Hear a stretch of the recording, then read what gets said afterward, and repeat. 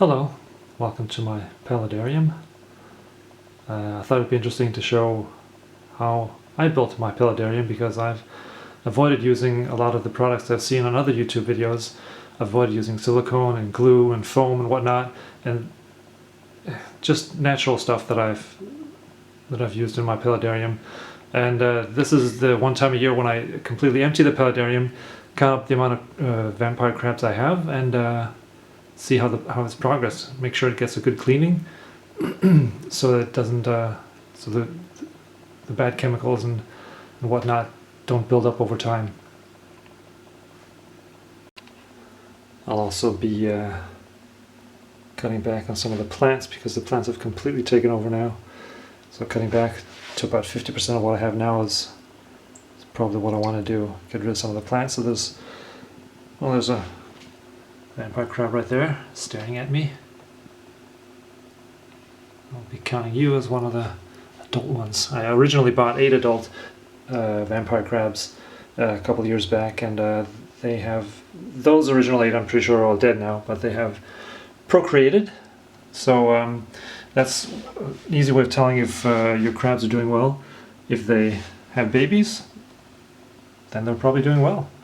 The requirements have all been met. I've removed the tiny filter, and if you look very closely, you can see a tiny little vampire crab on the edge of the filter right there. Again, this means that as long as they're continually making new babies, the pH in the water is probably okay, the hardness of the water, the temperature, the humidity, they must be pretty happy. 4 baby vampire crabs. You see 2 there and 2 over there. Count them along with the first brick that I removed from my aquarium or Paludarium. So far things are going well. I've collected a bunch of plants over here. I've made sure that there are no crabs, even baby crabs, on those leaves. Still have a bunch of plants left. You can see how dark the sand becomes from crab waste. This one will get cleaned up. See some adult crabs here hiding behind the bricks. I'll be removing them to clean up the sand properly. The most difficult part is to take the bricks and plants and sand out without accidentally damaging some of the baby crabs. So I'm being very gentle, and this takes a very long time. Alright, so far I've gotten all the plants removed and the larger stones. I'll use now to remove the bricks and the crabs I can find. Now finding the tiny crabs, the baby crabs that are only a couple millimeters big, is going to be really difficult, and I really have to be careful not to crush them while I'm taking out the sand to wash the sand. Things are progressing slowly. I've removed the 2 bricks that were on top of those 2 bricks and some of the sand to clear that out and rinse it. It's taking a really long time because there's so many baby crabs that I have to be careful not to get crushed or accidentally flush down the toilet. As you can see, I still have a bunch of adult crabs left in the Paludarium, and that's perfectly fine because I'm not worried about crushing them when I reinsert the bricks or the sand. Yeah, and as far as I can tell, I only have 1 male crab, and he's right there. The other ones all seem to be female, which is good as long as the male crab can pass on its Y chromosome. Otherwise, this is going to be the last generation of vampire crabs.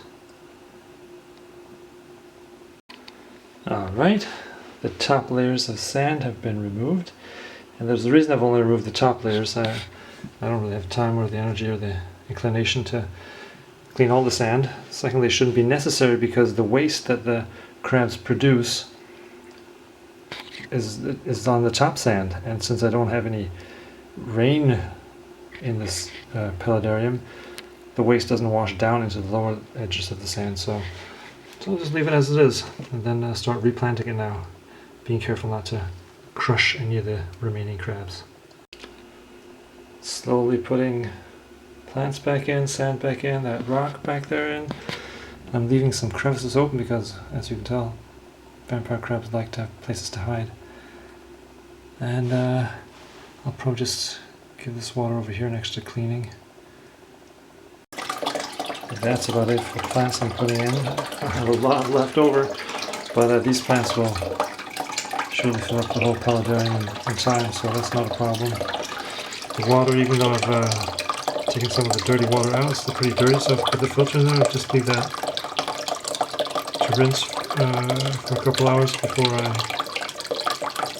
rinse the filter on it and then put it back in. So now the big tally is, how many crabs do I have? I forgot to count how many were actually in the paludarium when I started putting plants back in, but I've seen 2 inspecting the new surroundings. They've hidden now. And there's 2 in the corner over here. So that's 4. That's 5 with that one hiding right there. So that's 5 adults and a couple of babies. Don't know how many. It's impossible to tell. Down here in the temporary enclosure, I have 1, 2, 3, 4, let's say 5 adults.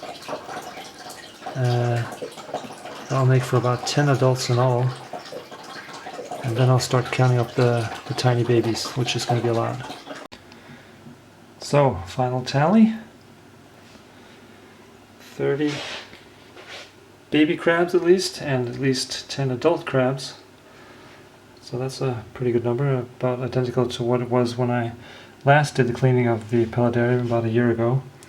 Now see, what people think is that crabs try to escape. They're not really trying to escape. They love their home, but they also love climbing, which is why I give them plants to climb on, which they love. Now they have a little fewer plants, and it's going to be a while before they can climb again, but you don't want to climb out there, little fella. You want to stay in. So beautiful. Well, they seem happy. I'm pretty sure he's not unhappy and trying to escape. Or she. I think that's a she. Everything's looking pretty good. A lot cleaner than it was before. I just have to wait for the plants to grow back up and see if the crabs will take to their new home. Thanks for watching. Remember to hit like, subscribe, notifications, blah blah. No, really, just don't bother. If you want to leave a comment or a like, that's fine, but I don't make money off YouTube videos, so I really don't care. I just made this video to give people an inspiration to how you can build your paludarium without using a lot of foam and gel and glue and whatnot, lots of artificial. This is all natural. The bricks are natural bricks, the sand's aquarium sand. The plants are from I can't remember where I bought them. Doesn't really matter. There's no artificial things. The closest thing we get to an artificial thing is the heater and the filter. So I think that's why they're just so happy. No extraordinary chemicals in this setup. Well, until next time. Bye bye.